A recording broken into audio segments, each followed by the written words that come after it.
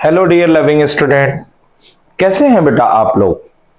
तो ये जो टेस्ट की सीरीज चल रही है 5 क्वेश्चन रेगुलर फ्रॉम केमिस्ट्री, तो ये आप लोग रेगुलर दे रहे होंगे और जो गलतियां होंगी उनको सुधार भी रहे होंगे। तो इसी श्रृंखला में आज हम लोग आते हैं, देखते हैं बेटा। पहला क्वेश्चन है, the last member in each period of the periodic table. बेटा जो पीरियोडिक टेबल है आप जानते हैं, इधर जो होता है वो एस ब्लॉक होता है, ये आपका डी ब्लॉक होता है और ये पी ब्लॉक होता है, और यहाँ पे लास्ट मेंबर जो होता है वो आपका इनर्ट गैस है। तो last member of the periodic table is inert gas, यानी 6 का आंसर जो है वो 1 है। All the S block element of the periodic table. देखिए पीरियोडिक टेबल में अभी मैंने आपको बताया कि ये जो है एस ब्लॉक है और इसमें 2 ग्रुप होते हैं, फर्स्ट ए एंड सेकंड ए। इसको हम लोग बोलते हैं एल्कली अर्थ मेटल और इसको एल्कली मेटल, और इसको बोलते हैं एल्कलाइन अर्थ मेटल। फिर यहां पर ये जो है आपका ये एस ब्लॉक हो गया, ये डी ब्लॉक हो गया, ये पी ब्लॉक हो गया, और बॉटम पे जो होता है आपका एफ ब्लॉक होता है। एफ ब्लॉक में 2 आते हैं, लैंथेनाइड और एक्टिनाइड्स। फिर हम लोग कहते हैं fluorine, chlorine, bromine, iodine are placed in same group because they are non metals. ठीक है।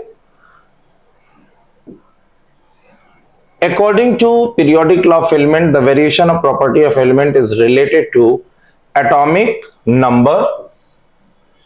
If the atomic number of element is 33, it will be placed. देखिए 33 अगर किसी का है, ठीक है ना, तो it will be placed। 33 किसका होता है, जैसे नाइट्रोजन है, फास्फोरस है, आर्सेनिक है, एंटीमनी है, बिस्मथ है।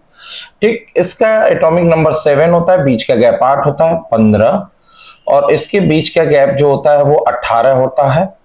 तो ये आ गया 33। आर्सेनिक नाइट्रोजन फैमिली का एलिमेंट है, नाइट्रोजन फैमिली से है। ठीक है, नाइट्रोजन फैमिली है और जनरल इलेक्ट्रॉनिक कॉन्फ़िगरेशन NH2NP3 होता है। ठीक है, तो हम इस नाइट्रोजन फैमिली को 5th ए ग्रुप भी कहते हैं, तो इस हिसाब से हो जाएगा 5th। तो ये थे बेटा आपके क्वेश्चंस। ठीक है,